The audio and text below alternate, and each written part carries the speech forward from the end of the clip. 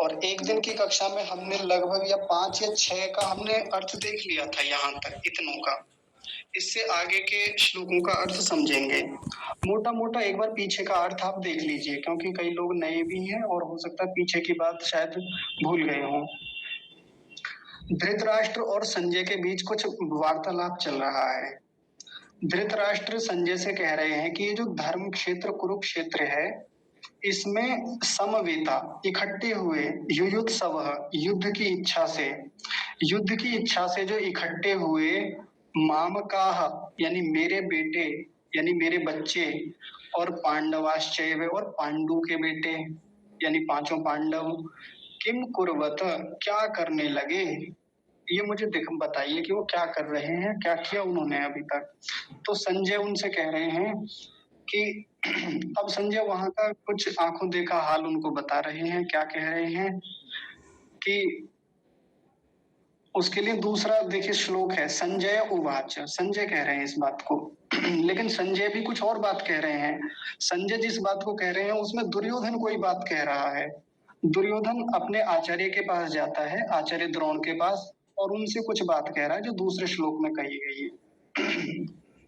तो क्या कह रहा है कि जब दुर्योधन ये जो राजा दुर्योधन है, राजा दुर्योधन ने पांडवा नीकम व्यूढ़म, पांडवों की जो व्यूह रचना थी, जो युद्ध के लिए उन्होंने अपनी सेना को सजाया हुआ था, उसको दृष्टवा देखा तो आचार्य उपसंगम में अपने आचार्य के पास गया और वचनम ब्रवीत और कुछ वचन बोले उसने। ये बात संजय धृतराष्ट्र को बता रहे हैं कि दुर्योधन ने वहां पांडवों की व्यूह रचना को देखा, जो पांडवों ने अपनी सेना सजा रखी है, ये जहां जहां जो जो व्यवस्थाएं युद्ध में होती हैं वो सब व्यूह रचना तैयार की हुई हैं। तो उन सबको दिखाते हुए उनका कुछ वर्णन आचार्य द्रोण से दुर्योधन कर रहा है, और ऐसे कुछ वचनम अब्रवीत वचन बोला, वो कुछ बताने लगा। क्या कह रहा है तो वो उसके लिए तीसरा श्लोक है। ये तीसरे श्लोक में जो बात कही गई है ये दुर्योधन आचार्य द्रोण से कह रहे हैं। क्या कह रहे हैं? आचार्य, देखिए तीसरा श्लोक ध्यान से देखिए, इसमें एक शब्द है आचार्य, कि हे आचार्य तब धीमताम शिष्येण, ये रहा, तब धीमताम शिष्येण, तब माने आपका या तुम्हारा, शिष्येण माने शिष्य, धीमताम माने बुद्धिमान, आपका जो बुद्धिमान शिष्य है, कौन? द्रुपद पुत्रेण, द्रुपद का पुत्र, आपका एक जो बुद्धिमान शिष्य है जो द्रुपद का पुत्र है, कौन है? उसका नाम है धृष्टद्युम्न। तो वो जो धृष्टद्युम्न है उसके द्वारा व्यूढ़ाम, व्यूढ़ाम मतलब ये जो व्यवस्थित किया हुआ है, व्यूहबद्ध है। क्या व्यूहबद्ध है? तो वो जो सेना है, पांडवों की जो सेना है, तो उसको पश्यताम, उसको देखिए, वो दिखा रहा है ये कहते हुए कि जो द्रुपद के पुत्र धृष्टद्युम्न ने जो सेना बनाई है, उसको सजाया है, आप उसको देखिए। क्या क्या देखिए? तो अब कुछ वीरों के नाम गिनवा रहा है कि कैसे कैसे वीर पांडवों की सेना में नेतृत्व को संभाल रहे हैं। उसके लिए चौथा श्लोक है। चौथे श्लोक में क्या कह रहा है? अत्र माने यहाँ, युद्धि माने युद्ध क्षेत्र में, यहाँ इस युद्ध में या युद्ध क्षेत्र में कौन कौन है? एक तो भीम और अर्जुन है। भीम अर्जुन समाह शूराह, भीम और अर्जुन के समान शूरवीर हैं। महेश वाशा यानी महाधनुर्धर हैं। ऐसा बताया था ना मैंने पिछली कक्षा में कि यहाँ भीम और अर्जुन के समान शूरवीर, शूरवीर मतलब पराक्रमी, और महेशवासा, महेशवासा का मतलब होता है महाधनुर्धर, जो युद्ध विद्या में पारंगत हैं।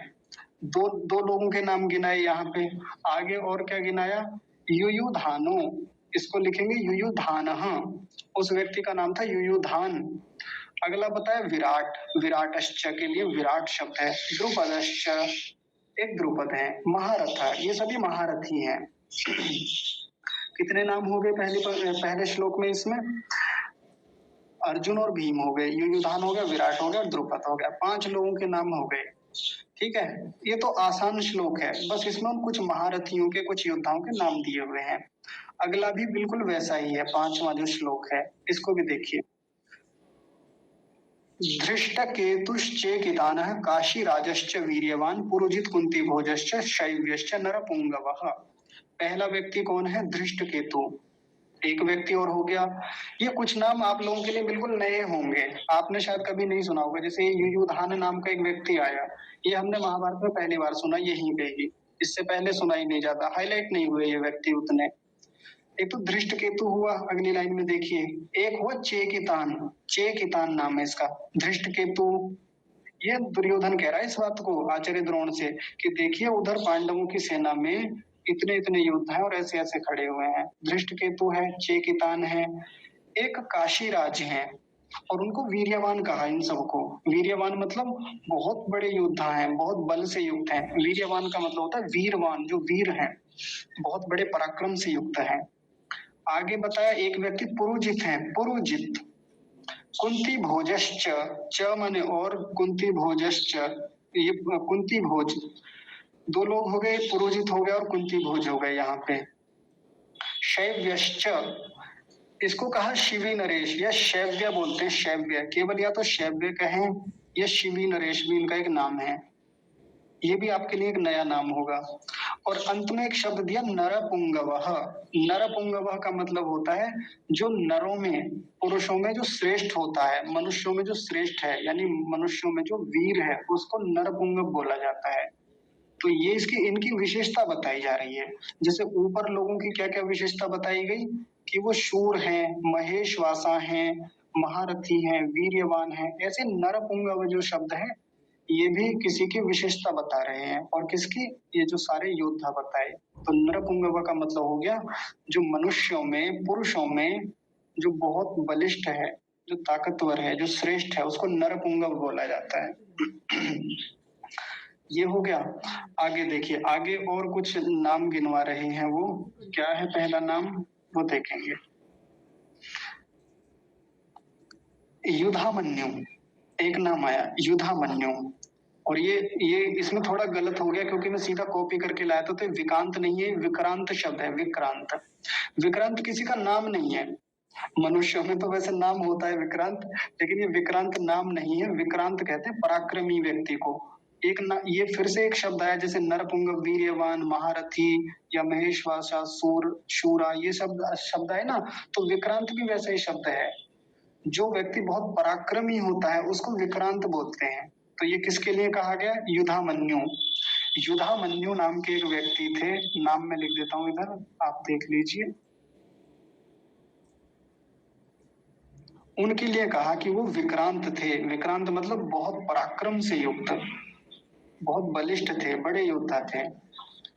उत्तम औजाश्च, च माने और एक दूसरे व्यक्ति का नाम गिनवाया, उनका नाम था उत्तम औजा। मैं इसका भी नाम लिख देता हूँ, थोड़ा स्पष्ट हो जाएगा आपको।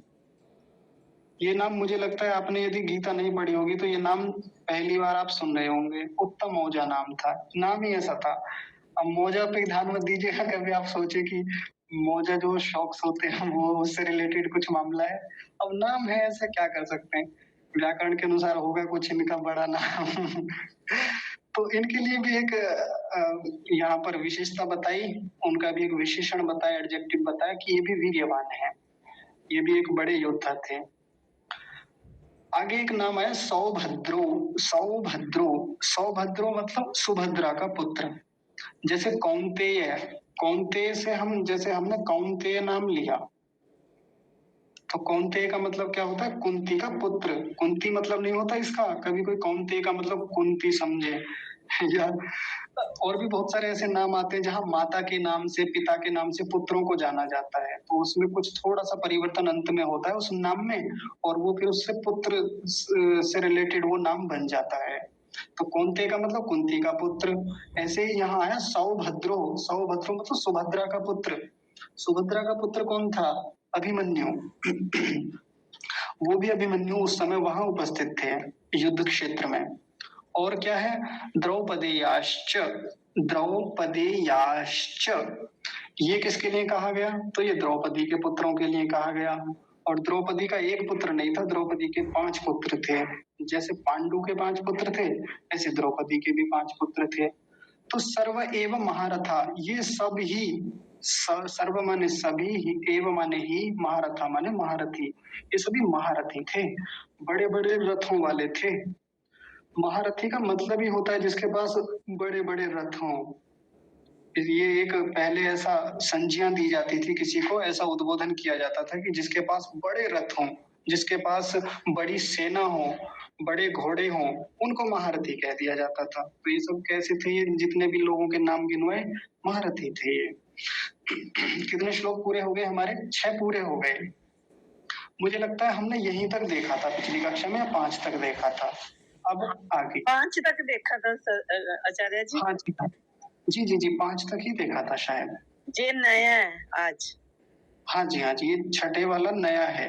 इसमें हाँ। ये कितने नाम आए आप एक बार फिर से देखिए। युधामन्यु एक नया नाम आया, उत्तम मौजा एक नया नाम आया, सौभद्रौ यानी अभिमन्यु, सौभद्रो का मतलब अभिमन्यु, सुभद्रा का पुत्र, और द्रौपदी के जो पुत्र थे वो आ गए इसमें। अगर वैसे काउंट करें तो बहुत सारे लोग बैठ जाएंगे, 5 और 1 6 और 2 8 हो जाएंगे इसी में ही। लेकिन अगर केवल वैसे देखें तो 5 ही हैं, 5 नहीं 2 ही हैं, 4 हैं। तो कुल मिला के ये बस इतना समझ लीजिए कि पांडव पक्ष में जितने योद्धा खड़े हुए थे उनको दुर्योधन दिखा रहा है, संकेत करके कि देखिए आचार्य, उधर ये लोग खड़े हुए हैं, ऐसे ऐसे इन्होंने व्यूह रचना बनाई हुई है। क्यों उन्हीं को क्यों बता रहा है? क्योंकि उन्हीं के पक्ष की ओर तो थे द्रोण, दुर्योधन की ओर, उन्हीं की ओर से लड़ने वाले थे, तो उन्हीं को तो बताएंगे, अब जाके युधिष्ठिर को थोड़े बताएंगे। तो अब देखिए अपने पक्ष के बारे में भी कुछ बातें करेंगे। 7वां श्लोक ये वाला देखिए। अस्माकं तु विशिष्टा ये तान्निबोध द्विजोत्तम नायका मम सैन्यस्य संज्ञार्थम तान ब्रवीमि ते। ये है।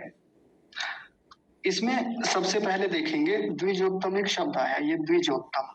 द्विजोत्तम किसके लिए कह रहा है? अभी दुर्योधन ही इस बात को कह रहा है, ध्यान से समझेंगे। वो क्या कह रहा है कि हे द्विजोत्तम, ये संबोधन है, किसके लिए संबोधन है? आचार्य द्रोण के लिए, कि हे द्विजोत्तम। पहले इस द्विजोत्तम शब्द को समझने से पहले द्विज शब्द को समझेंगे। द्विज कहा जाता है ब्राह्मण को, और ब्राह्मण में भी वो वाला ब्राह्मण जिसने विधिवत आर्ष परंपरा में पढ़ाई की हो, अध्ययन किया हुआ हो, जो गुरुकुल में जाके जिसने अपना एक विधिवत परंपरा का निर्वहन किया हुआ हो, उसको द्विज बोलते हैं। द्विज का मतलब एक सीधा सा होता है जिसका दूसरा जन्म हुआ हो। द्वि माने दूसरा, ज का तात्पर्य सीधा जन्म से होता है। तो जिसका दूसरा जन्म हुआ हो उसको द्विज कहा जाता है। अभी दूसरा जन्म का मामला क्या है? तो एक तो जन्म होता है माता के गर्भ से, और एक जन्म कहाँ होता है? एक होता है आचार्य के गर्भ से। माँ के गर्भ में तो बच्चा सीधा सीधा रहता है, वहां से आता है, लेकिन आचार्य का तो गर्भ होता नहीं। तो आचार्य के गर्भ का मतलब आचार्य का जो कुल होता है, जो गुरुकुल होता है, उसी को गर्भ जैसा माना जाता है, कि वहां बच्चा वर्षों तक रहता है, 10 12 13 14 15 20 वर्षों तक वहां रह के अध्ययन करता है, और वहां उसका एक नया जन्म होता है। एक तो माता के गर्भ से हुआ, लेकिन जब वो गुरु के कुल में जाता है तो वो भी उसका एक जन्म ही माना जाता है। और जब वो यज्ञोपवीत जनेऊ धारण करता है, विद्या पढ़ना शुरू कर देता है, तब उसको द्विज कहना शुरू किया जाता है। तो ऐसा, और द्विजों में भी जो उत्तम है, तो ये तो ब्राह्मणों में भी जो श्रेष्ठ ब्राह्मण है, जिसके पास बहुत सारी विद्याएं हैं, जो बहुत श्रेष्ठ व्यक्ति है, उसको क्या कहेंगे? द्विजोत्तम, द्विजों में भी उत्तम। ऐसा द्रोण को कह रहा है, ऐसा द्रोण को दुर्योधन संबोधन कर रहा है कि हे द्विजोत्तम। आगे देखिए।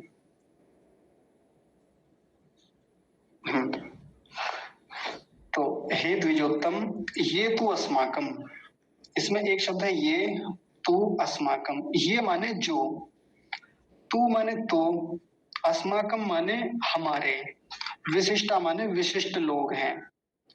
तो अब ये अपनी सेना की ओर इशारा करते हुए कह रहा है कि देखिए ये भी कुछ है इधर भी, हमारी ओर भी।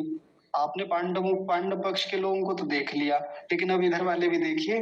तो ये इधर जो विशिष्ट लोग हैं कुछ हमारी ओर भी। पहले पांडव पक्ष के विशिष्ट लोग गिनवाए, वहां भी सारे नहीं गिनवाए उसने। अब कब तक उनका इंट्रोडक्शन कराएगा? इधर अब इन अपने पक्ष का करा रहा है। अस्माकम माने हमारे भी कुछ विशिष्टा विशिष्ट लोग हैं। पहली पंक्ति हो गई। हाँ, आगे देखिए, अभी और भी है इसमें।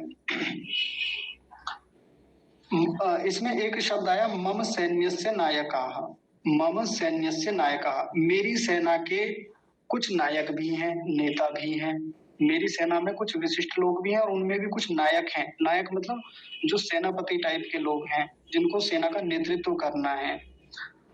तो तान निबोध, आप एक शब्द यहाँ देख रहे होंगे तान निबोध, ये देख रहे हैं ना, तान, तान माने उनका, बोध माने बोध कीजिए, जानिए, आप उन्हें जानिए।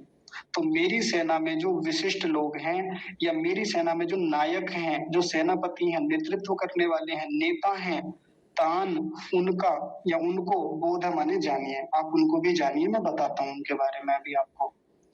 और आगे क्या कहा, संज्ञार्थम तान ब्रवीमीते, संज्ञार्थम उनके नाम ले लेकर, संज्ञार्थम, संज्ञा का मतलब होता है नाम लेना या नाम होना किसी का, तो उनके नाम, तान माने उनके, संज्ञार्थम माने नाम, ब्रवीमी, ब्रवीमी माने बोलता हूँ या बताता हूँ, ते माने आपको, मैं उनके नाम आपको बता देता हूँ, एक बार देख लीजिए। तो हमारी सेना में जो विशिष्ट लोग हैं, जो नेतृत्व करने वाले बड़े लोग हैं, मैं उनको बोध कराता हूँ और आप तान निबोध है, आप उनको जान लीजिए एक बार उनके बारे में। 7 श्लोक पूरे हो गए हमारे। अभी तक केवल परिचय ही चल रहा है दोनों सेनाओं के बारे में। आगे देखिए, अब उनके नाम गिनवा रहे हैं 8वें श्लोक से। 8वें श्लोक को देखिए, भवान भीष्मश्च कर्णश्च कृपश्च समितिञ्जयः अश्वत्थामा विकर्णश्च सोमदत्तिस्तथैव च। ये कुछ नाम गिनवाए, देखिए।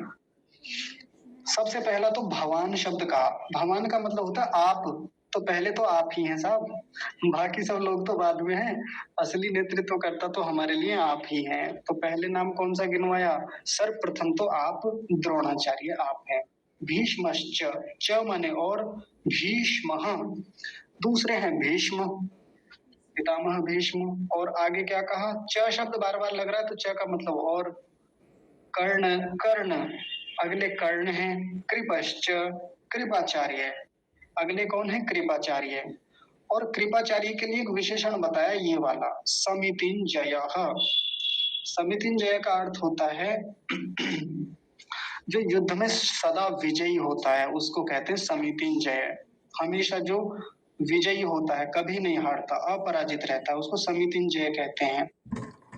तो किन किन लोगों के नाम गिनाए, एक तो द्रोणाचार्य का, एक भीष्म का, एक कर्ण का और कृपाचार्य।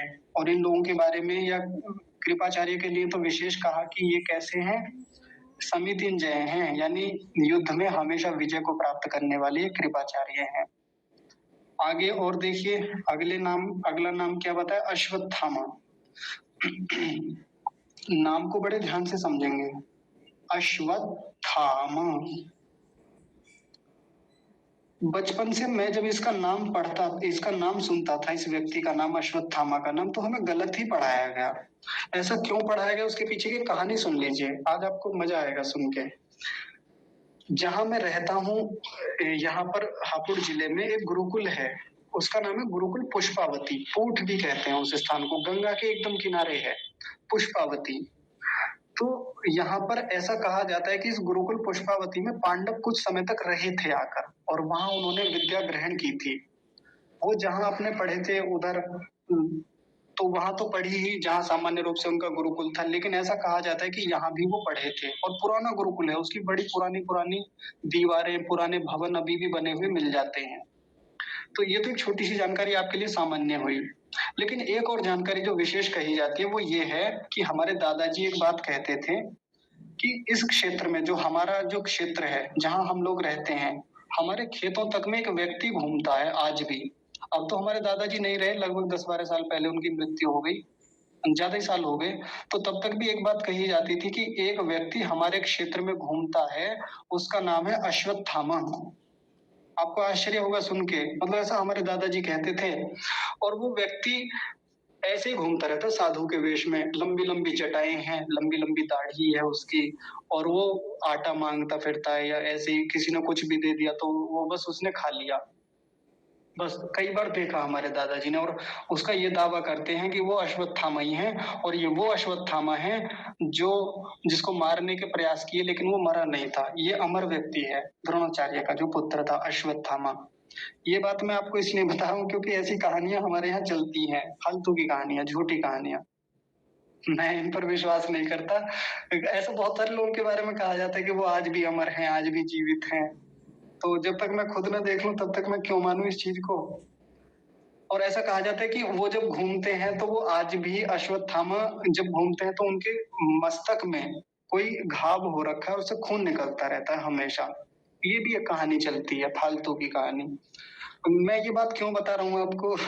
मैं इसलिए बता रहा हूँ क्योंकि इस शब्द का उच्चारण हमें गलत बताया गया। पता है क्या बोलते हैं हमारे यहाँ पे? अश्वत्थामा, तथामा बोलते थे। अश्वत्थामा बिल्कुल गलत उच्चारण है इस नाम का। अश्वत्थामा ये शुद्ध उच्चारण है। ठीक है जी। तो अश्वत्थामा नाम के एक व्यक्ति हैं उनकी सेना में। च और विकर्ण है, एक विकर्ण नाम के व्यक्ति हैं। एक सोमदत्त है, तथैव च, तथा यानी और सोमदत्त। तो नीचे की लाइन में 3 नाम गिनवाए, अश्वत्थामा, विकर्ण और सोमदत्त। सोमदत्त। वैसे ये सोमदत्त जो है इसका ऐसा नाम भी कहा जाता है, कई स्थानों पर मैंने देखा कि सोमदत्ती, ये इसका मूल नाम है, सोमदत्ती। ठीक है, तो आप ये लिख लीजिए ताकि एक स्मृति बनी रहे कि हाँ ये भी एक नाम था। ऐसा भी कहा जाता है, सोमदत्त, सोमदत्ती। आगे देखिए, 9वां श्लोक और देख लेते हैं। अन्य च बहवः शूरा मदर्थे त्यक्त जीविता। अन्य माने दूसरे, च माने और, बहव माने बहुत सारे, बहव माने बहुत सारे, शूरा माने शूरवीर, मदर्थे माने मेरे लिए, त्यक्त जीविता माने अपने जीवन का त्याग करने के लिए तैयार रहते हैं। मतलब ये जो ऊपर नाम गिनाए उनके तो गिना दिए, लेकिन नीचे कुछ विशेषता बता रहे हैं उन लोगों की कि अन्य भी ऐसे बहुत सारे शूरवीर हैं जो मदर थे माने मेरे लिए हैं। त्यक्त जीविता का मतलब होता है जीवन का त्याग करने वाले, वो मेरे लिए बलिदान करने वाले हैं। यदि मैं उन्हें एक इशारा करूं तो वो अपने प्राण तक न्यौछावर करने के लिए तत्पर रहते हैं, उसको कहते हैं त्यक्त जीविता। एक बात और बता दी उसने, आगे देखिए क्या कह रहे हैं। सर्वे, सर्वे माने सभी। आप वो अंग्रेजी वाला सर्वे मत समझिएगा, सर्वेक्षण जो होता है वो नहीं, सर्वे माने सभी। नाना शस्त्र प्रहरणाः, ये सभी कैसे हैं? नाना, नाना माने बहुत प्रकार के। ये नाना वो वाले नहीं है जो मम्मी के पापा जी होते हैं, है ना? आप सब शब्दों का भेद समझें। कई बार भेद होता है ना शब्दों में जो सार्वजनिक रूप से प्रचलित होते हैं, उसके कारण बड़ी विसंगतियां हो जाती हैं। वेद में एक मंत्र आता है, कबीर मनीषी स्वयं भूरिया था तत्व तो अर्थान, ऐसे करके कुछ आता है। तो उसमें कबीर मनीषी करके आया है। एक भी एक संदर्भ बता देता हूँ आपको। कबीर मनीषी, इसका संधि विच्छेद करें तो क्या बनेगा? कवि ही और मनीषी, है ना? इधर आप समझ गए होंगे क्या लिखना चाहता हूं मैं। तो कबीर संप्रदाय के लोग, या जो रामपाल जो जेल में बंद है उसके फॉलोवर क्या कहते हैं, देखो हमारे कबीर का नाम तुम्हारे वेदों में भी आया है। कबीर तो बड़े परमात्मा हैं, परमात्मा से भी बड़े हैं, ऐसे हैं वैसे हैं कबीर। अब उन गधों से कोई ये पूछे कि कबीर ऐसे लिखा जाता है और ये है कवि ही, और उसमें भी विसर्ग लगा हुआ है, और एक कवि परमात्मा के लिए कहा गया जो बहुत प्रकार की विद्याओं से युक्त है ना? कबीर एक अलग चीज है, अलग शब्द है, उच्चारण में भी लेखन में भी। और कवि ही शब्द एकदम अलग है, उच्चारण में भी और लेखन में भी। बहुत सारी बातें अलग हैं एकदम। तो ये बात मैं आपको इसलिए बता रहा हूँ क्योंकि कुछ शब्द ऐसे आते हैं जिसको लेके बहुत प्रकार की धारणाएं समाज में अलग चलती हैं। मंत्रों में, श्लोकों में, सूत्रों में वो बातें अलग होती हैं, अलग संदर्भ में है, अलग अर्थ में है। नाना का मतलब होता है बहुत प्रकार के। शस्त्रों को, हथियारों को प्रहार करने में वो कुशल हैं। नाना शस्त्र प्रहरणा का मतलब एक ही समझ लीजिए, जो बहुत प्रकार से युद्ध कला में पारंगत हैं। ये सभी जितने शूरवीरों की वो गणना करवा रहे हैं। युद्ध विशारदाह, युद्ध विशारद का मतलब होता है जो युद्ध कला में विशारद है। विशारद मतलब प्रवीण है। विशारद शब्द आपने कहीं सुना होगा, विशारद। विशारद का तात्पर्य होता है जो प्रवीण होता है किसी विषय में। और ये किस विषय में प्रवीण है ये लोग? युद्ध की कला में, युद्ध को करने में। ठीक है जी, उनकी विशेषता बता दी यहाँ पे। और देख लीजिए, एक श्लोक का और देख लेते हैं हम 10वें वाले का। आसान से है अर्थ है, कोई ज्यादा कठिन नहीं है, एकदम कहानी जैसी चल रही है बात। आगे देखिए क्या है। अपर्याप्तम तदस्माकम बलम भीष्माभिरक्षितम। तो ये जो हमारी सेना में जो रक्षण हो रहा है, पहले मैं आपको एक बात बता दे रहा हूँ। इनकी जो सेना है, जो कौरव की सेना है, अब वो उसके बारे में बता रहा है कि हमारी जो सेना है उसके लोगों की संख्या कितनी है और वो किसके द्वारा रक्षित है। तो इनकी जो सेना है उसका नेतृत्व मुख्य रूप से भीष्म कर रहे हैं, भीष्म के द्वारा रक्षित है वो। और वो कैसी है? तद अस्माकम, तद माने वह सेना, अस्माकम माने हमारी। कैसी है? जो भीष्म के द्वारा रक्षित है। उसका जो बल है, बल में कैसी है वो? अपर्याप्तम। अपर्याप्त का मतलब होता है अपरिमेय, असीमित। अपर्याप्त का मतलब कोई वैसा ना समझ ले, इनसफिशियंट। अंग्रेजी में इसके लिए शब्द होता है इनसफिशियंट। जैसे मैंने किसी से कहा कि आपके पास खाना है, भोजन है, उसने कहा नहीं, पूरा तो नहीं है, थोड़ा सा तो है, इनसफिशियंट है, पर्याप्त नहीं है। लेकिन यहाँ वो वाला अपर्याप्त नहीं है। अपर्याप्त का तात्पर्य असीमित, जिसकी कोई सीमा ही नहीं है। इतनी बड़ी सेना है, इतना बड़ा बल है उनके पास। तो हमारी जो सेना है, जो भीष्म के द्वारा रक्षित है, वो कैसी है? अपर्याप्त है, असीमित है। और दूसरी जो सेना है, उसके लिए क्या कहा? तू इदम एतेषाम। एतेषाम माने उनकी जो सेना है वो कैसी है? वो भीम के द्वारा रक्षित है। और उसका बल कैसा है? पर्याप्तम। उसका बल पर्याप्त है। पर्याप्त का तात्पर्य हो गया सीमित है। अब पर्याप्त से तात्पर्य सफिशिएंट न लेना कि जी ठीक ठाक है, सीमित है तो सही, लेकिन सीमित है, कम है। हमारी के मुकाबले उनकी जो संख्या बल है या उनकी जो शक्ति है वो कैसी है? कम है। क्योंकि वो तो पहले ही थोड़ा डिस्कशन हो गया था ना उनका कि 18 अक्षौहिणी सेना इनके पास रहेगी, कौरवों के पास। उधर तो सेना ज्यादा थी ही कहाँ पांडव पक्षों की ओर, थोड़ी ही सेना थी। तो उसका एक वर्णन जैसा दिखा रहे हैं, उनको रिव्यू करा रहे हैं। इतना ही रहने देते हैं आज, क्योंकि बस 2 श्लोक ये बचे हैं। फिर उसके बाद में 1-2 श्लोक और देख के बाकी को भी हम पूरा कर लेंगे।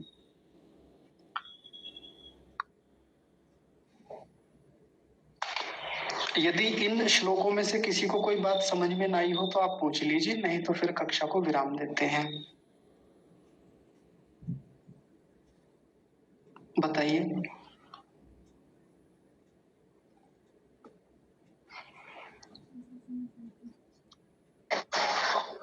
आचार्य जी, आपको सादर प्रणाम एवं इस कक्षा में जुड़े हुए सभी भाइयों बहनों माताओं सभी को मैं सादर वंदन करता हूँ। मैं इस कक्षा में जुड़ा हुआ हूँ। मेरा नाम और हमारे प्रिय सिंह रघुवंशी जी इस कक्षा में बहुत पहले से जुड़ रहे हैं। उन्होंने इस कक्षा के बारे में मुझे बताया और मुझे लिख भेजते रहते थे। तो दुर्भाग्यवश मैं इस कक्षा में जुड़ नहीं पा रहा था क्योंकि मैं प्राइवेट जॉब करता हूँ। जो 10 से 6 हमारी टाइमिंग है, बुधवार को हमारी छुट्टी रहती है। तो आज हम छुट्टी पर थे तो विषय